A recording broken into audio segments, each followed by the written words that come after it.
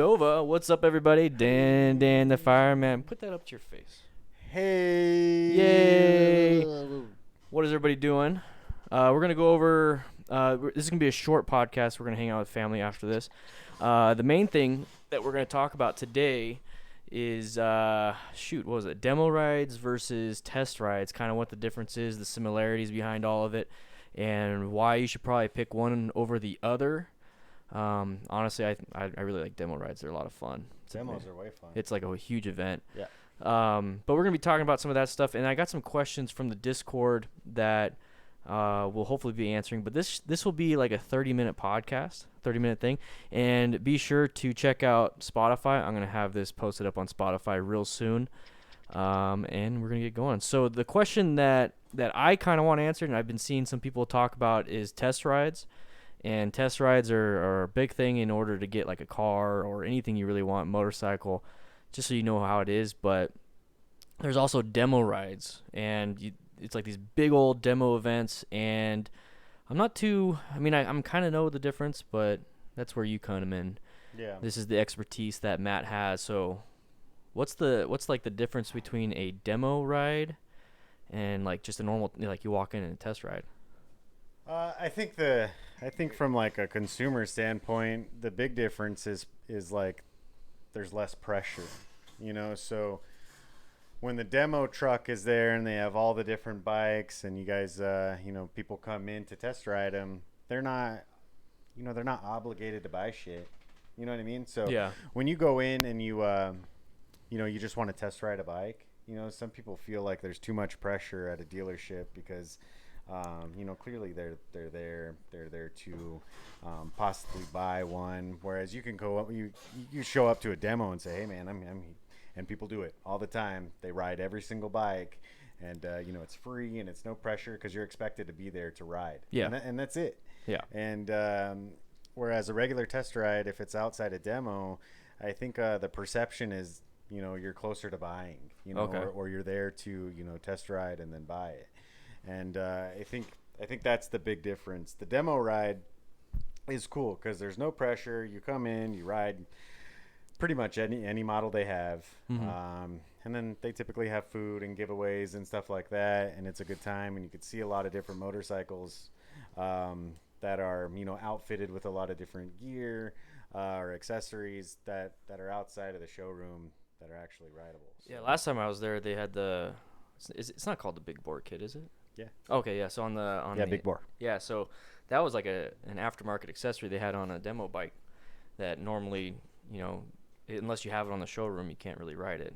And would you even be like, hey man, I want to ride this bike?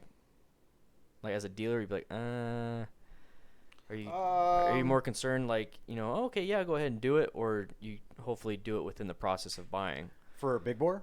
Or just like for any bike, really? No. So we get it, man. The motorcycles, they're all different. So the Indians are going to ride it different than the Harley and different than the Yamaha and different than the Honda. So we don't, it's a pretty real expectation for folks to come in and at least want to try it, mm-hmm. To make sure they like it, and there's really no, for us, it's really easy to say, oh, we know you're going to like it because the bikes are incredible. Yeah. But, people, before they drop, especially on Indians, 20, 30 yeah. grand, they want to make sure. So, and we get it. Hell, I rode it before I bought mine, so I get that and I understand that. Even Big Bore, I think, I think if somebody was wanting to spend the $5,000 or whatever it is on a Big Bore kit, that may want to make sure you like it. So that's why demo is really cool because they typically have a bike outfitted with Big Bore, mm-hmm. Unless somebody wrecks, before it starts. It's typically going to be there on the truck. So when you. They'll come out, they'll go ride it and stuff like that, and then make sure it's good to go and make sure it's worth it because it's a hell of a lot of money and to do on your bike. And then, it's also a hell of a lot of power. Yeah, I've never done a test ride. I've only done demo events. Yeah. And the demo events are really cool. I mean, you just go up there, sign up. You have to give all your information, really, and, your driver's license, make sure you have a motorcycle endorsement and all that. And you can just sign up for the ride, and then you start riding everything. You said something before the podcast that there's a difference between the demo, like who puts the demo on versus a test ride? Because a test ride's a dealership thing. Yeah. So a demo event's the manufacturer thing. Right. Okay. Yep. So there's like a big difference. And yeah, the real big difference is that when it's sponsored by the factory and it's the demo truck, the dealership isn't liable for, really anything at that point. So, a dude, let's say somebody gets in an accident or drops it or something like that. The factory, it's an insured factory event, so they take care of that stuff. Okay. You sign a personal waiver essentially. So if let's say you get in an accident, your personal waiver is your body, so it's just the body. Yeah, if you have to go to the hospital, that's on you, but the bike itself is going to be insured and taken care of, versus a dealership aspect. You sign liability forms and you're on both, so you're on the hook for the bike too. Yeah, man. So you get to take care of a couple things. So the big thing is what we were talking about is guys who are new to motorcycle riding, who just got their license, who aren't exactly, exuding confidence. From my point of view, I don't exactly want you to just hop on the thing and go at it, especially on Oracle, where there's thousands of cars daily. I know a lot of people that don't even. I know a lot of people don't even like that road because of all that shit. Totally. Yeah. So the last thing I want is to put a kid on a bike who's brand new, who wants to try it out, and have them have something happen. Like it's horrible. So I don't want that to happen. So it's nice. You definitely want to be able to walk into the dealership and be confident, and you've been riding for a little bit, at least after you got your license, whether it's someone else's bike or something, or a bike that you bought off Craigslist for $600, or whatever it is. Have you ever has anybody ever come in and then you're like, no, for a test ride? Yeah, so I mean, I feel them out, you know what I mean? Because they're liable for everything then. You don't want them to have to deal with that crap, especially if they're a first bike, right? Right. Yeah, we don't want it to put it on them. But also, I mean, if something happens, like, it's still on us, you know what I mean? At the end of the day, I got to fix my bike, like, I got to take care of stuff, and it's hard, and it's a conversation that we don't want to have with anyone. So, I mean, it's a real I don't know, man. It's not something that I want to do. I don't want something happen physically to anyone, but I also don't want anything to happen to the bike. And if they can't pay for it or fix it, like, at the end of the day, I gotta fix it. And that sucks. So how would you deal with that? I mean, like, I walk in, I'm like, I want to ride this bike, and I'm like super nervous, never ridden a bike before. I want to test ride it because I want to buy a bike, and you're like. Yeah, I mean, I'm gonna have a conversation with you, and I'm gonna see exactly where you're at and where your head's at, and whether or not you're confident enough to pull this off. And if I feel like you are, then I'll do it. And if I feel like you're not, I'm not gonna do it. So you'd push me towards like a demo event, then, right? Or yeah, come out with the demo. It's pressure free, like I mean, get hot dogs and especially if it's soon. Our demo is April 12th. Yeah. So all 7 of you come out and ride. So April 12th. April 12th and 13th, I think, but it's way less pressure to come out for that. And it's also in an 8 or 10 bike group, though. So that might even cause more pressure. You know what I mean? Group riding people don't like to be riding in groups, and they just want to go out with one dude. So. When you look at it from that point of view, you might feel different about it, Well, the cool thing with Indian Motorcycle Tucson is we use Ride Arizona MTC, which I'm an MSF rider coach for. That's right. So it's super safe riders, super safe coaches in charge of the demo. Yep. Yeah, super safe people that ride with both hands on the grips. Both hands on the grips. No, I've done a few demo events at Indian, and it's pretty fun. You get sodas, waters, there's lunch there. You get to go inside, hang out. You get to see the new shit. The new shit. The FTR. The FTR was there last night. Yeah. Sweet. Yeah. So I mean, there's cool things about demo that you that you get to experience, but the regular test ride, those are important because you want to make sure you're spending the money on the right thing. The hard part about being at a dealership is the dude that comes in who's got no intention to buy, that just wants to ride something. Yeah. And so that's what the demo is for. Yeah. Those are the exact things that demo is for. Whereas the dude that comes in and just wants to test ride, I mean, there's liability involved. And if you have no intention on buying it, man, It's taking a why don't lot you of wait risk. until you're closer to purchasing something and then come in, you know? And it sucks that we, you know, that it's kind of communicated that way. But we do a lot of demo rides, a lot of test rides for folks who are, you know, in the process. And Yeah. you know, that process may not be, you know, tomorrow, but it might be a few months from now, and you kind of want to get your ducks in order and stuff like that. So we get it, and that's why we do test rides. Otherwise, we'd be like, we would just say fuck no. You know, Yeah. don't test ride it. Yeah, so definitely for a test ride, that's more so, hey, I'm getting closer to buy. Yeah. I already sat on the bike. I like the ergonomics. I like the price, kind of. You know, I just want to figure it out. It's like, how does it ride now? And that's kind of where you're at. Yeah. With the demo event, I mean, I go to the demo events I have no intention of buying any of those bikes. Yeah, your guys' reasons for showing up to a demo event are completely irrelevant to me. Like, I don't give a fuck. So, I don't care if you're there to ride, if you're there to buy, if you're there to eat a fucking free hot dog. Like, I don't give a shit. I'm glad you're there. I'm glad you're here. Go ride it and have some fun. Because it doesn't, I mean, that's what they're for. That's exactly what the demos are for. It's for people to show up and have a good time and not feel like, hey, man, I gotta be hounded by the salesman. Yeah. You know what I mean? Like, Yeah, I was going to say there's no, like, hounding at all at the No. demo. No, honestly, there's too many fucking people there that are there to ride, and there's so few of us that it's almost like we're just waiting for somebody to come and say, man, I loved it. I'm here to buy it. Yeah. You know, or something like that. And Yeah. then, you know, it takes a lot out of the staff because they're constantly just bouncing around on people and stuff like that. So your experience of purchasing a motorcycle, particularly at our shop during demo, is a lot different than it would be if it were to be, you know, just non-demo day. Does it stink?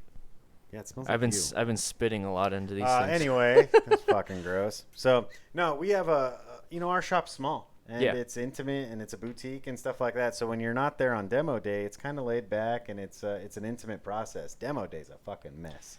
So I was gonna there's say, so many people. It's almost like a safety thing. It looks like the salesmen are just making sure nobody's. Yeah, man, we're out there. We're like, how'd it go? Oh, you hated it. All right, man, how'd it go? You know what I mean? And Try this one then. Yeah, so that's kind of how it is. And you know, it's just if you've ever been to a demo event, you understand how that feels. Yeah. So, but we don't care. I don't give a shit if you buy it on demo day or if you buy it a day after or the day before. Like, it's all the same to Yeah. me. So we do get to give you a little better hands-on experience by selling it on non-demo days. Yeah. You know, just because we get to spend a little more time with you. Yeah. During demo days, it's fucking wild. So if I show up on just let's say I mean I'm sure for the same because it's all liability, but like on a test ride and demo day, full gear. Yeah. Like a helmet. Oh yeah, you need like full gear. helmet. You need like closed-toe shoes or boots, pants. You don't need long sleeve or anything. You just need to wear, you know. Is it whatever. just basically Arizona helmet. law? Is it like Arizona law, or do you guys do more? Because I know at demo events you have to have a helmet. I don't think Arizona law says you can't fucking ride in flip flops because You can people ride do it all naked. the time. You can ride naked. So no, Arizona law is With irrelevant. glasses. You have to have eye protection. Yeah, it's our policy. Yeah, you need eye protection. You need a helmet on. Okay. And you need gloves and closed-toe shoes. Or And boots. that can change from dealer to dealer to God, dealer. you may not even need gloves. Yeah. Yeah, I'm pretty sure it's just pants, closed-toe shoes or boots, and a helmet. Okay. Pretty sure that's it. So you would just tell me if Legally, I didn't. though, you need eye protection. Yeah, eye protection in that's, Arizona. That's a law for Yeah. Arizona, and that's it. So That's if I- really all you need. You so- you could be naked and just have fucking goggles on. And be fine. In Arizona, but you might get an indecent Yeah. exposure ticket instead. Maybe. Maybe, Yeah. yeah. Depends on what town you're in. Yeah, maybe a flesh-colored thong. Oh man. There, you would not get in trouble. No, No. totally. I don't think Yeah. you would.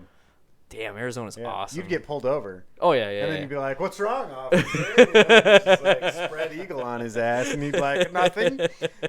You're good. Have a Yeah. good day." No, I have a lot of fun at demo events. I've never done a test ride, so I had no idea. That was a question we had on the Discord, and question that I've had before, and I honestly didn't know. Yeah. So test rides are more intimate, one-on-one, and you don't go out by yourself on test rides, right? No, I sit on the back. If it's a 2-seater, I sit on the back and I hold on, and Are we you go. serious? No, No, I was like, no. Somebody goes out on a bike. You go out on the bike you want to ride, and then we have a particular route, and then you ride it and you're done. So if you came in tomorrow and you said, "Hey Matt, I want to buy a bike. I'm torn between the Chieftain and the Springfield, or I don't know, whatever the fuck you want to pick." And then at that point we say, "Cool, which one you want?" And then we go over all the benefits and everything about each bike. To make sure, because there might be one thing you're overlooking that makes this decision really easy. Yeah. And then you say, "Oh well, fuck, that one's out." Yeah. But if it's not the case, then you want to ride both, and then you ride both, Yeah. and then you pick one, and and then you buy one. Yeah. So, but demo gives you the flexibility to ride whatever you want. That was as so long cool. as you have time, because it takes time. Yeah, I was there for pretty much the whole day, both days. And it was cool. I mean, I just signed up, and then I'm like, I want to ride the Scout Bobber next. Yeah. And I want to ride the Springfield next. And it could be any bike. It could be Harley. It could be, if you're at a Harley dealership or if you're anywhere else. I'm pretty sure all these factory demos are really similar. Yeah. Where the big truck shows up, they unload the bikes, and people show up, and they kind of just get in line, and then they go out and ride. So, yeah. But they're a fun time. Especially with Indian, because we're still, as many bikes as we sell and how great it's been, we're still really fucking small. Yeah. And people every day come by and they're like, "Man, I didn't even know you were here," or sounds like you need a guy that markets for you. I've been riding Harley. We spend a lot of money on marketing, man. Yeah, I swear to God, we spend a lot. But we get guys who are like, "I've been riding for 30 years on Harleys and blah blah blah blah blah and all this other stuff," and then they they go ride the Indian and they're like, "Man, I like it," and they yeah. they either don't buy it or they buy it, but it's nice for that sake. It gets our name further out there, and that's the whole point of it. Selling bikes is definitely.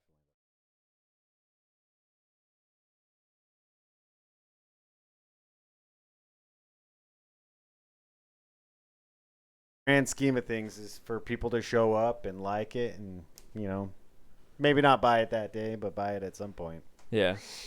Cool, man. Cool. We got we got a question here from Bob Easy. Now's the time, guys, to ask questions. We'd like to answer some of these, but if you're gonna, one sec. I'm curious to hear your thoughts on windshields. I know you don't have one, Dan. I just took my back out of the main streets for the first time, and I'm already interested in getting one on your Rebel. So for that one, it's probably gonna be a small shield. But I mean, you had a windshield on your bike, and you had the option to detach it. Yeah. So you just kept it on after a while. You just left it on? No, I left it off. Oh, you left it off. Yeah. So the big thing for me is windshields look fucking lame. So I didn't want it based on that, But if they're very suitable. So if you're a highway guy, you're gonna do some touring, it's vital to have one for several different reasons.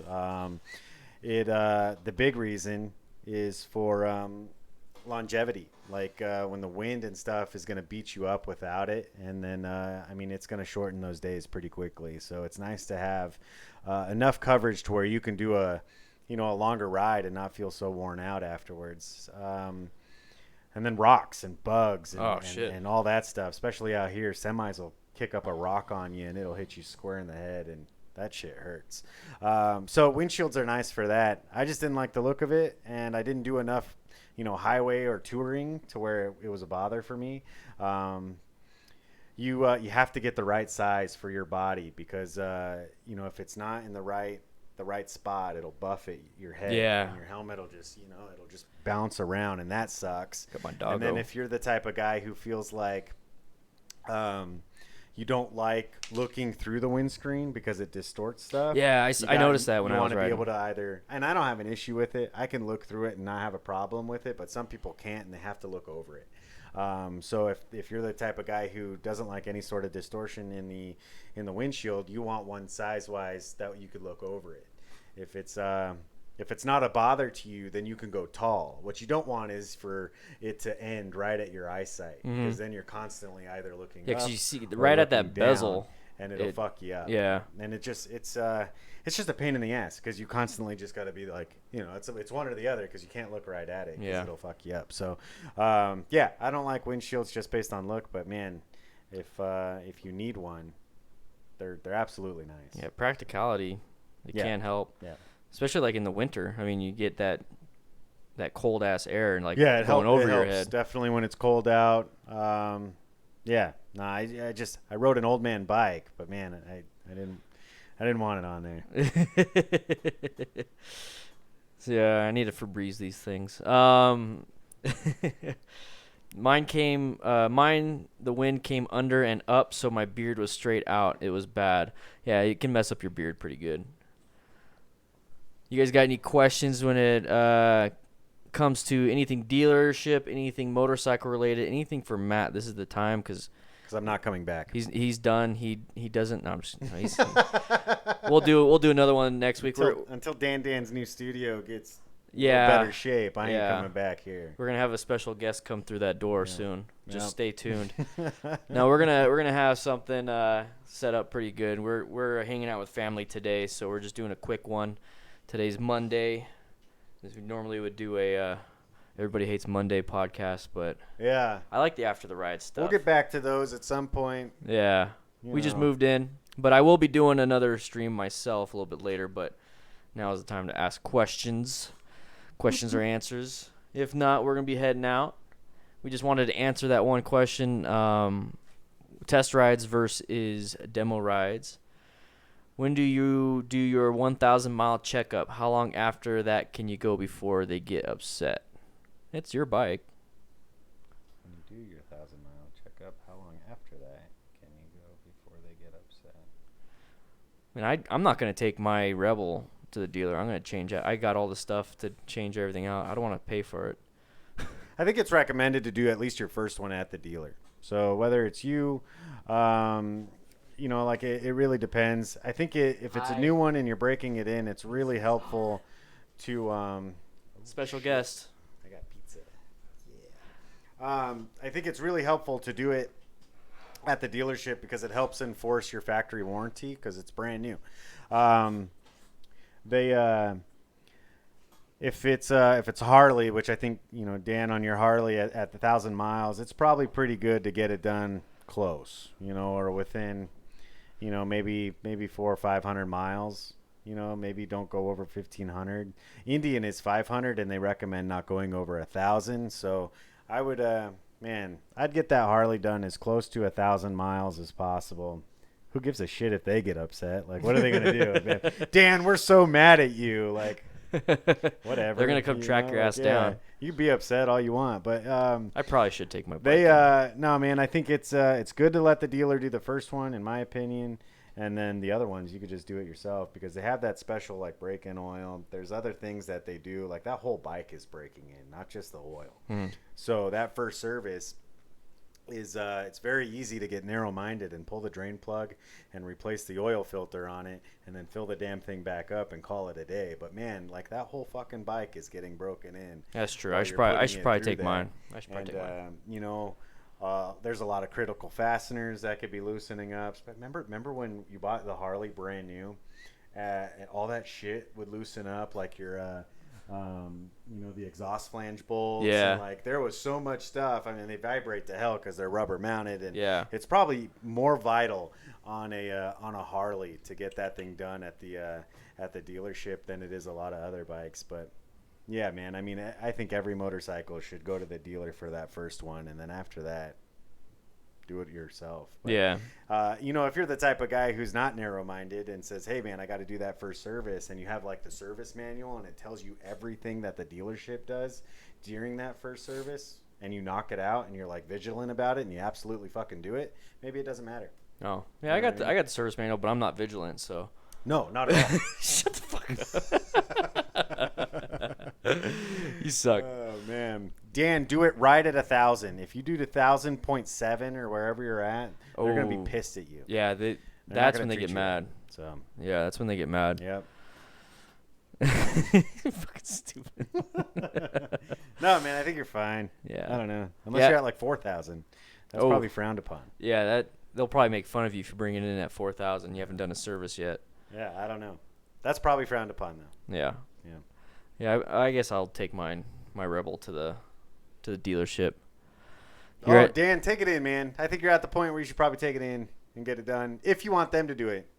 So 1350 is probably a good number, to where you're not crazy over. You know, it's 350 miles. But I think it's time for your first service, man. So whenever you can get it in, I would do it.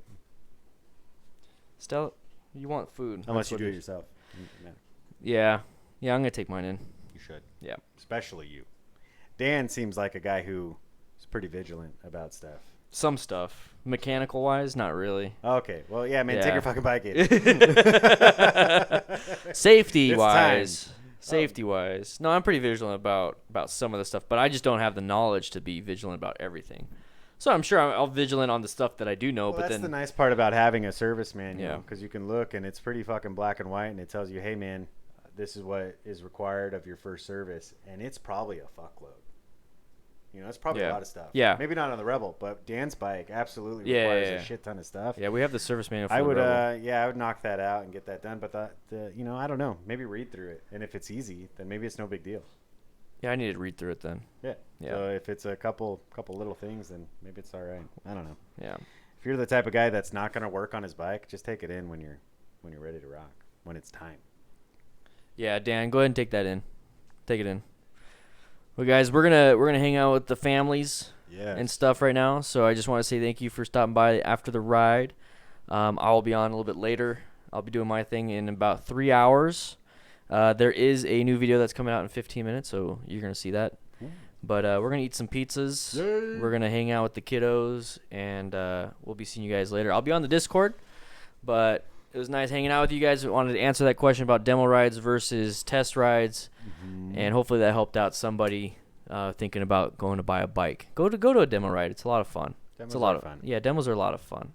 Even if you're not going to buy a bike and you're not in the mood for it, it's good to branch out. Like for me, I mean, for a lot of you guys on sport bikes, it'd be fun to branch out on an Indian for a day and see what a cruise is all about. You know? Yeah, totally. That's the purpose of it. Yeah. You know what I mean? So all these different brands do demo rides.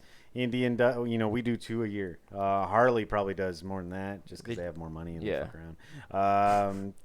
But yeah, I mean, even Can-Am does stuff. You know, there's quite a few of the factories that do demo events, and for guys who are coming off of completely different motorcycles, or guys who just want to see what's out there and how they ride, that's where they're important and they're nice, because you don't need to go in there and say, hey man, I just want to try one out. Yeah. Because for me, I'm just like, well, you know, I don't have time.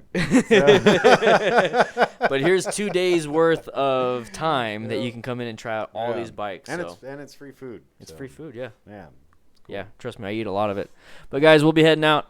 I'll be seeing you guys later. Guys. See you guys later.